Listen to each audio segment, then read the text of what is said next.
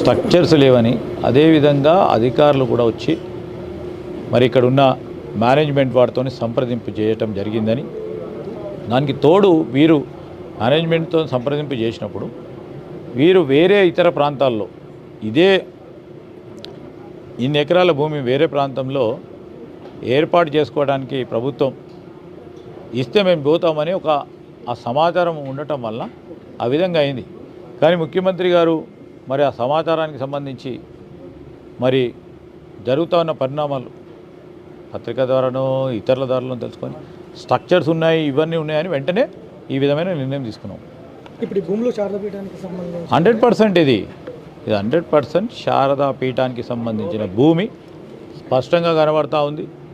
నేను కూడా దేవతను మరి వారి ఆశీస్సులు తీసుకున్నాం, ప్రసాదం కూడా తిన్నాం. ఈరోజు ఇది శారదాపీఠానికి సంబంధించిన భూమి. ఈరోజు రాష్ట్ర ప్రభుత్వం తరఫున ముఖ్యమంత్రి గారు కూడా స్వామి గారికి తెలియజేయమన్నారు. ఈ శారదాపీఠం అభివృద్ధికి కానీ శారదాపీఠం కావాల్సిన ఇంకేదైనా అంశాలు ఉంటే మా ప్రభుత్వంలో మేము ఎంతవరకు పూర్తి స్థాయిలో బాధ్యత వహించి ముందుకు తీసుకెళ్లే కార్యాచరణ కూడా తీసుకుంటామని కూడా వారు కూడా స్వామి గారికి తెలియజేయమని చెప్పడం జరిగింది.